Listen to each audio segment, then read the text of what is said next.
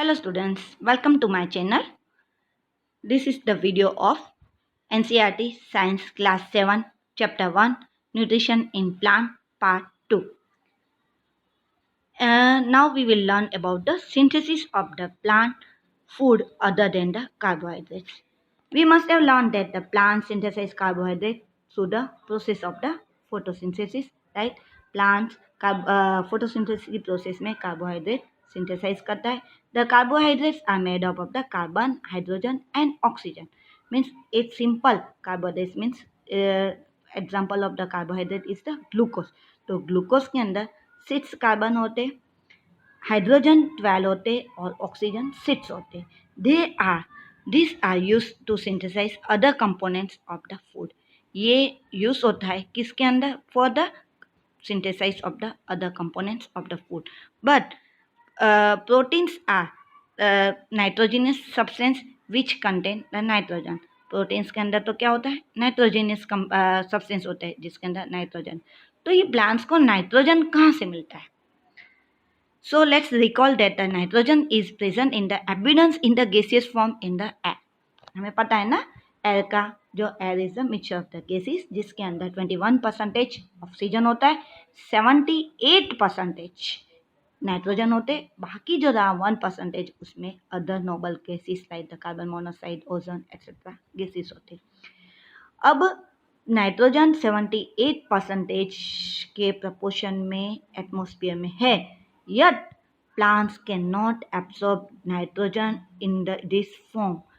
Plant carbon dioxide directly absorb कर सकता है, ऑक्सीजन डायरेक्टली एब्सॉर्ब कर सकता है, but plant cannot absorb nitrogen directly, right? The soil has the certain bacteria that convert this gaseous nitrogen into a usable form and release it into the soil. Soil के अंदर ऐसे कोई bacteria होते, specific bacteria होते जो ये nitrogen gas को convert करते यूजेबल फॉर्म में और वो सॉइल के अंदर release it into the soil में और वो प्लांट्स को उसको एब्सॉर्ब करता है. This soluble forms are absorb by the plants along with the water. और ये जो सॉल्युबल फॉर्म होता है वो प्लांट्स में वाटर के साथ एब्सॉर्ब हो जाता है. Also, we might have seen the farmer adding the fertilizers rich in the nitrogen in the soil. Right? Farmer fertilizer use करता है. In this way, the plants fulfill their requirement of the nitrogen along with the other constituent. ऐसे plants को other constituent की requirement पूरी होती है. Plants can then synthesize component of the food other than carbohydrates such as the proteins and fats. तो plants उसके बाद other food component को सिंथेसाइज करता है. ओके, तो प्लांट्स को भी एनर्जी के लिए सब न्यूट्रिएंट्स की ज़रूरत पड़ती है. जैसे हमें सब न्यूट्रिएंट्स प्रॉपर मात्रा में चाहिए, वैसे प्लांट्स को भी सब न्यूट्रिएंट्स प्रॉपर मात्रा में चाहिए होता है for their good growth. Okay, now other modes of nutrition in the plants. हमने एक मोड ऑफ द न्यूट्रिशन तो प्लांट्स का देखा. Now we will learn about the other modes of the nutrition in the plants. Right, there are the some plants which do not have the chlorophyll. अब ये question होता है सभी plants के बाद तो क्लोरोफिल नहीं होगा ना. दे कैन नॉट, तो वो क्या करेंगे? They can not synthesize their food. How do they survive and from where do they derive nutrition. तो वो बेचारे सर्वाइव कैसे करेंगे, वो न्यूट्रिशन कैसे लेंगे? Like humans and animals, such plants depends on the food produced by the other plants. इसी तरह जैसे हम लोग दूसरे प्लांट्स के ऊपर डिपेंडेंट होते हैं, राइट? प्लांट भी दूसरे प्लांट्स के ऊपर डिपेंडेंट होते हैं और they use the heterotrophic mode of the nutrition. और वो heterotrophic mode of the nutrition plant apply करता है. Right, now let's see the figure, and we see that the yellow tubular structure spinning around the stem and branches of a tree. This is a plant called the Cascata arborvitae, and it does not have the chlorophyll. It takes ready-made food from the plant. उसके पास chlorophyll नहीं है तो वो directly plant का जो nutrients है, वो food है, वो एब्सॉर्ब कर देता है. Okay, I am showing you the diagram. Right, Cascata. Here is the black and white picture. Right, but ये जो अबरवेल है, अमरवेल, राइट, वो कसकटा वो होस्ट प्लांट के ऊपर सर्वाइव रहती है और वो पूरा होस्ट प्लांट का न्यूट्रिएंट्स एब्सॉर्ब कर लेती है. On which it is climbing.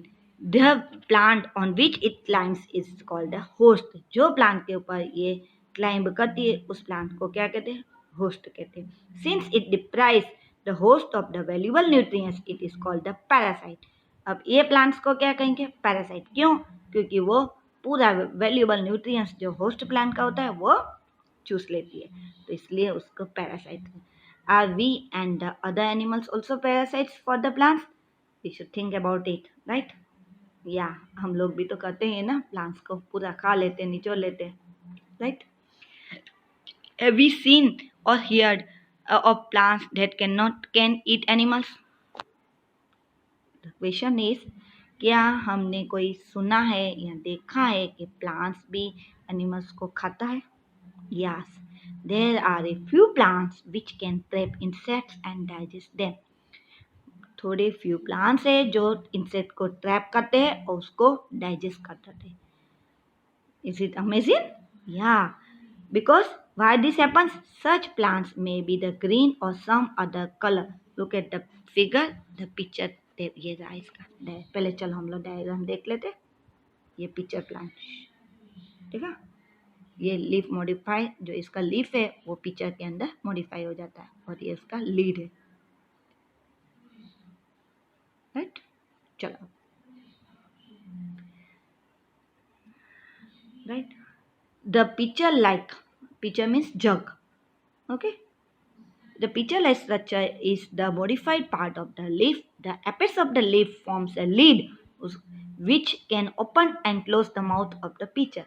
Right, जो उसका एपेक्स ऑफ द लीफ होता है वो लीड के जैसे होता है, जैसे पानी की जग का ढक्कन होता है ना, वैसे ये खुल और बंद हो सकता है. Inside the picture there are the hair which are directed downwards. अब पिक्चर जो जग जैसा शेप है उसके अंदर क्या है? हेयर है जो डायरेक्टेड डाउनवर्ड्स, वो नीचे की तरफ जाती है. When an insect lands on the in the picture, जब कोई इंसेक्ट बेचारा बुला भटका पिक्चर के पास में जाता है, the lid closes and the trap insect gets entangled into the hair. और जो लीड तरह क्या हो जाता है, कोई भी एक इंसेक्ट आया पिक्चर प्लांट के ऊपर, बेचारा भूल से भी बैठा, तो डायरेक्टली लीड क्या हो जाएगी? क्लोज हो जाएगा. और जो इंसेक्ट होता है एंटेंगल हो जाएगा किसके अंदर? हेयर के अंदर. बेचारा अंदर ट्रैप में फंस जाएगा. और the insect is digested by the digestive juices that is secreted in the picture. जो इंसेक्ट है वो बेचारा डायरेक्टली डाइजेस्ट हो जाएगा किसके थ्रू? पिक्चर के अंदर जो डाइजेस्टिव जूस है उसके थ्रू. Such insect eating plants are called the insectivorous plant. ये जो इंसेक्ट ईटिंग प्लांट्स है उसको क्या कहते हैं? Insectivorous plants. So pitcher plant is one of the example of the insectivorous plant. Is it possible that such plants do not get all the required nutrients from the soil in which they grow? अब ये question होता है ना कि possible है कि ये plant को शायद सॉइल में से सब न्यूट्रिएंट्स नहीं मिलते इसलिए ये करता है. Yes, our answer is right. ये प्लांट्स को एक्चुअली न्यूट्रिएंट्स नहीं मिलता, राइट. जो भी उसको रिक्वायर न्यूट्रिएंट्स होता है वो सॉइल में से नहीं मिलता, तो उसको जो रिक्वायर न्यूट्रिएंट्स की जो डेफिशिएंसी है, राइट, वो कंपेंसेट करने के लिए उसको इंसेक्ट को ट्रैप करना पड़ता है. उसके डाइजेस्टिव जूस से वो डाइजेस्ट करना पड़ता है, तभी उसका ग्रोथ हो सकता है, राइट. तो insectivorous plants is the one of the heterotrophic mode of the nutrition of the plants. Getting? Now the third.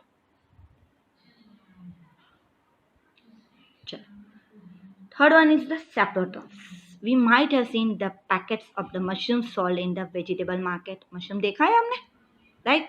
जिसको हम बिलाडिनो टोप भी कहते हैं, right? तो mushrooms that is vegetable market में तो ठीक है, मॉल्स में तो मिलती है, यहाँ तो उसको प्रिजर्वेटिव में प्रिजर्व करके भी बॉटल्स में मिलती है. We may have also seen the fluffy umbrella-like patches growing on the rotting wood during the rainy season. जो रेनी सीजन होती है तब फ्लफी अम्ब्रेला-लाइक पेचिस ग्रो होते हैं, जहाँ बहुत ही कचरा जमा होता है रोटिंग वुड होता है. Now let's find out what type of the nutrients they need to survive and from where they get from. अब इसको देखते हैं कि इसको कौन से न्यूट्रिएंट्स चाहिए और वो कहाँ से सर्वाइव करता है.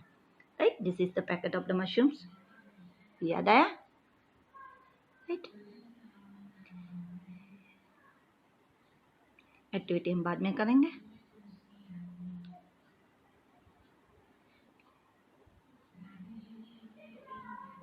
चलो, द माउंट्स एनिमल्स. चलो पहले एक्टिविटी कर लेते हैं. राइट, चलो पहले एक एक्टिविटी कर लेते हैं. Take a piece of the bread and motion it with the water. एक घर पे कोई भी ब्रेड पड़ी हो, उसको लेके पानी थोड़ा डाल के रख दो. Leave it in a most warm place for 2-3 days और until fluffy patches appear on them. Right, उसको 2-3 दिन ऐसे ही बाहर रख देंगे तो एक fluffy patches yellowish green colour के आ जाते हैं. These patches may be a white, green, brown or any other color. Observe the patches under a microscope or a magnifying glass. अब इस पेचेस को हम लोग माइक्रोस्कोप में या मैग्नीफाइंग ग्लास में देखेंगे. ये रे ब्रेड, राइट, इसमें ये fungi growing on the bread. Right, या तो ये रोटी भी अगर रखी हुई होगी, बासी हो गई होगी, 3-4 दिन ऐसे ही पड़ी होगी, हमने ध्यान नहीं दिया होगा, तो उस पर भी ऐसे पेचेस हो जाते हैं. स्वीट्स के ऊपर भी बहुत दिनों तक स्वीट्स अगर घर में ऐसे ही विदाउट फ्रीज पड़ी हुई होगी तो उस पर भी ऐसे पेचेस हो जाते हैं. So now we will write down the observation in our notebook.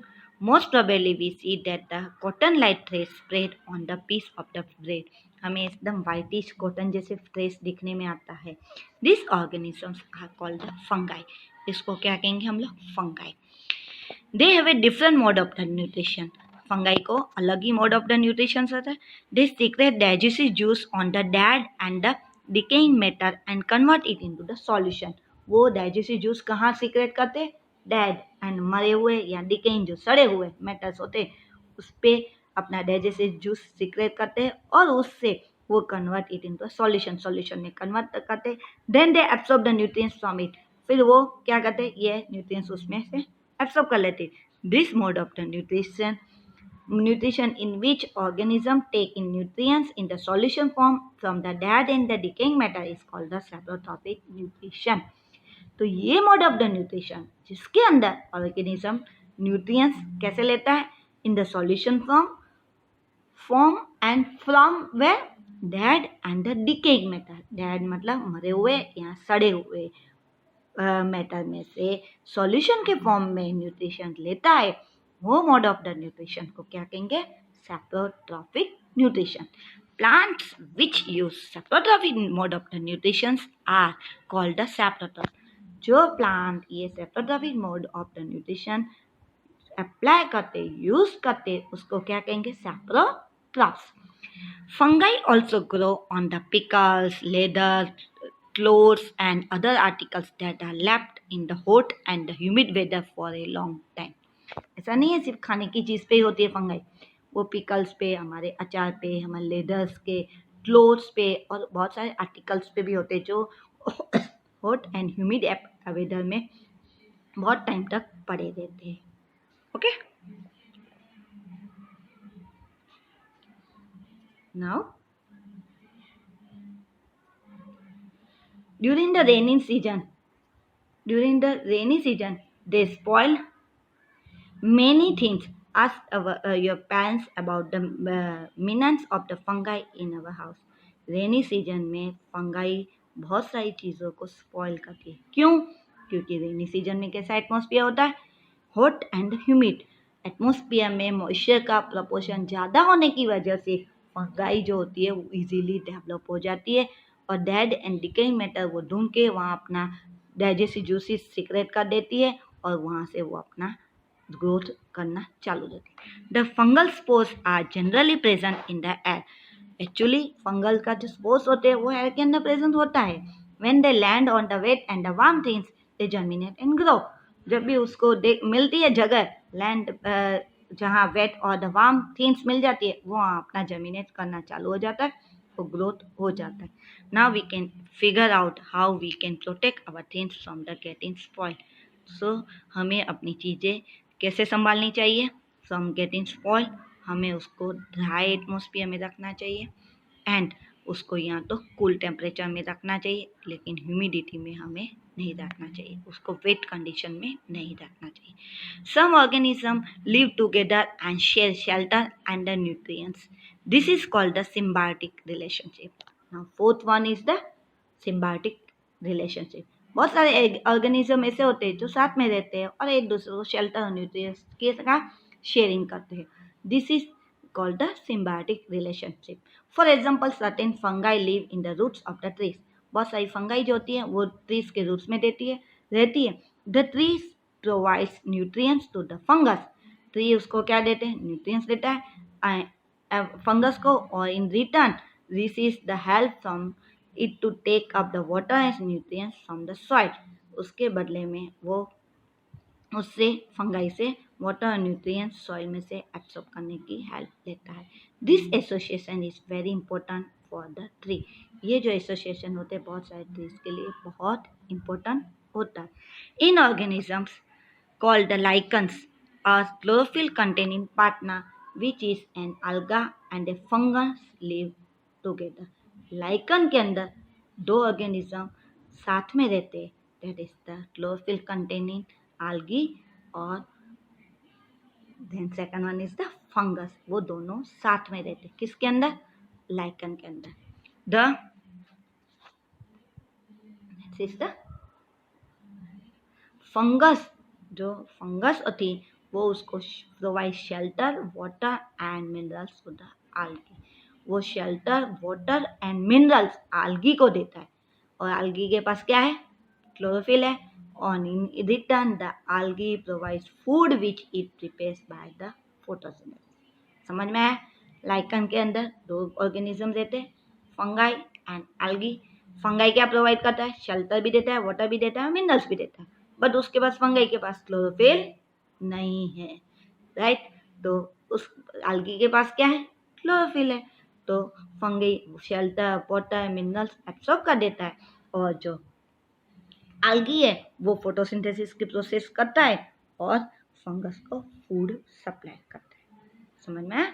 तो this is the about it. Now second topic is the how nutrients are replenished in the soil. Nutrients soil के अंदर कैसे replenished होते हैं, right? बार बार बेचारा farmer अगर एक ही crops का कल्टीवेशन करता जाएगा, यहाँ तो सॉइल में से बार बार हम लोग कल्टीवेशन करते रहेंगे, तो क्या होगा? Soil will be deprive of the nutrients. Soil में से न्यूट्रिएंट्स खलास भी तो हो सकते हैं ना. So have we ever seen farmers spreading manure और the fertiliser in the field. Farmers क्या करते हैं? मैन्योर और द फर्टिलाइजर्स फील्ड में स्प्रे करते हैं, और gardeners using them in the lawns और इन द पोट्स. गार्डनर्स किसमें? लॉन्स और पोट्स में डालते हैं. Do you know why they are added to the soil. वो सॉइल के अंदर क्यों डाला जाता है? We have learn that the plants absorb minerals nutrients from the soil. Plants mineral nutrients soil में से एब्सॉर्ब करता है. So the amount in the soil keep on decline. धीरे धीरे बेचारा प्लांट्स रूट के थ्रू एब्सॉर्ब करता रहेगा, तो उसका जो अमाउंट है वो धीरे धीरे डिक्लाइन मीन्स कम होता जाएगा. Now fertilizers and manures contain plant nutrients such as the nitrogen potassium phosphorus etcetera. जो फर्टिलाइजर और मैन्योर होते वो plant nutrients such as the nitrogen potassium और फॉस्फोरस कंटेन करते. These nutrients need to be added from time to time to enrich the soil. ये nutrients जमीन के अंदर मिट्टी के अंदर टाइम टू टाइम डाला जाता है to enrich soil with the nutrients. Soil को फलद्रुप कहते हैं ना, राइट? फर्टाइल बनाने के लिए उसको जमीन के अंदर टाइम टू टाइम ऐड किया जाता है. We can grow plants and keep them healthy if we can find out the nutrient requirement of the plants. हम हेल्दी प्लांट्स को ग्रो कर सकते हैं अगर हमें पता चले कि प्लांट्स की न्यूट्रिएंट की रिक्वायरमेंट क्या है. Usually crops require a lot of nitrogen to make proteins. Crops को बहुत सारा नाइट्रोजन चाहिए, क्यों? प्रोटीन्स के लिए. After the harvest the soil becomes deficient in the nitrogen. Harvesting के बाद सॉइल में क्या हो जाएगा? नाइट्रोजन की डेफिशिएंसी हो जाएगी. though nitrogen gas is available in the plenty in the air, nitrogen gas air के अंदर 78% है, but plants cannot use it in the manner they can use carbon dioxide. But plant उसको directly absorb नहीं कर सकता. They need nitrogen in a soluble form. उसको nitrogen soluble form में ही चाहिए, एटमॉस्फेरिक के रूप में नहीं चाहिए, उसको गैसियस रूप में नहीं चाहिए. The bacterium called Rhizobium can take atmospheric nitrogen and convert into the soluble form. एक बैक्टीरिया है जिसका नाम है राइजोबियम, वो एटमॉस्फेयर नाइट्रोजन को सॉल्युबल फॉर्म में कन्वर्ट कर सकता है. But rhizobium can not make its own food. Rhizobium इस अपना खाना खुद नहीं बना सकता. So its lives in the roots of the gram, peas, moong, beans and other legumes and provide them with nitrogen. So ये ग्राम, पीस, मूंग, बीन्स और other legumes होते हैं उसके अंदर रहता है, उसके रूट्स के अंदर रहता है और उसको नाइट्रोजन देता है. Most of the pulses dals are obtain from the leguminous plants. जो मोस्ट ऑफ हम जो पल्सेस खाते हैं ना, राइट, वो कैसे कहाँ से ऑब्टेन होते हैं? लेग्यूमिनस प्लांट से होते हैं. In return the plants provide food and shelter to the bacteria. समझ में आया? राइजोबियम बैक्टीरिया प्लांट्स को सॉल्युबल नाइट्रोजन देता है, जिसकी वजह से लेग्यूमिनस प्लांट के अंदर पल्सिस आते हैं, और जो pulses are the good source of the proteins, good source of the nitrogen, right. अब उसके बदले में प्लांट्स क्या देता है? प्लांट्स उसको राइजोबियम बैक्टीरिया को फूड और शेल्टर देता है. So they have a symbiotic relationship. इसको सिम्बायोटिक रिलेशनशिप कहते हैं. This association is of the great significance for the farmer. ये जो एसोसिएशन है वो फार्मर के लिए बहुत ही यूजफुल हो जाती है. They do not need to add nitrogen fertiliser in the soil in which leguminous plants are grown. जब अगर फार्मर ने एक बार लेग्यूमिनस प्लांट्स को ग्रो किया है तो ऑलरेडी रूट्स जो प्लांट्स के जमीन के अंदर है, तो जमीन कैसे हो गई, सॉइल कैसे हो गई, नाइट्रोजन रिच हो गई. तो फार्मर्स को आर्टिफिशियल फर्टिलाइज़र या बाहर से कोई भी फर्टिलाइज़र ऐड करने की ज़रूरत नहीं पड़ती. So in this chapter we have learned that the most of the plants are the autotrophs. Only a few plants adopt other modes of the nutrition like the parasitic and saprotrophic. They derive nutrition from other organism, right. सिर्फ 2 या 3 ही जो होते हैं जो autotrophic mode of the nutrition like the parasitic and the saprotrophic. They derive nutrition from the other organism. वो दूसरे में से derive nutrition करते हैं. All animals are categorized as the heterotroph since they depend on the plants and other animals for food. क्योंकि वो other plants और the animals के ऊपर फूड के लिए डिपेंड करते हैं. So can we say that the insective plants are the partial heterotrophs. क्या हम कह सकते हैं कि इंसेक्टिवस प्लांट्स है वो पार्शियल हेटेरोट्रॉफ्स है? Yes, they are the partial heterotrophs because वो डिपेंड तो हुआ ना इंसेक्ट के ऊपर. They can not make their own food, right. वो पार्शियल हेटेरोट्रॉफ्स होते हैं. Okay, so this is the our chapter nutrition in plants. चलो, तो आज हमने क्या क्या पढ़ा? All organism take food and utilize it to get energy for the maintenance of their bodies. सभी ऑर्गेनिज्म फूड लेते ही है, कोई भी भूखा नहीं रह सकता, भले प्लांट्स हो, एनिमल्स हो, कोई भी organism. They need food means think living organism I am talking about. Non living होते तो हमें कुछ खाने की जरूरत नहीं पड़ती. Then second, green plants synthesize their food themselves by the photosynthesis, so they are called the autotrophs. Plants use simple chemical substance like the carbon dioxide minerals for the synthesis of the food. Chlorophyll and the sunlight are the essential requirement of the photosynthesis.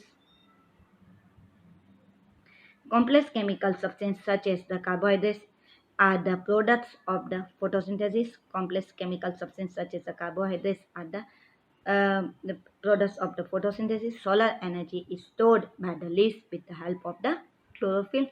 Solar energy plants के अंदर leaves के अंदर store होती है. Oxygen is produce during photosynthesis. Oxygen produce होता है. Then oxygen release in the photosynthesis is utilise by the living organisms for the survival. Oxygen जो release होती है वो ग्रीन लीव्स में फोटोसिंथेसिस के थ्रू वो हमारे ऑल लिविंग ऑर्गेनिज्म को सर्वाइवल के लिए जरूरी होती है. And fungi derive nutrition from the dead and decaying matter. They are the saprotrophs. Plants like cuscuta are the parasites. They take food from the host plant. वो food host plants में लेते. A few plants and all animals are depend on the on others for their nutrition, and they are called the heterotrophs. Okay, so this is our chapter 1, nutrition in the plants. Hope you like this chapter, you understand this chapter thoroughly. If you like this chapter, then and understand it properly, then subscribe my channel, press the bell icon and like and share this video. Thank you for watching this video. Have a nice day.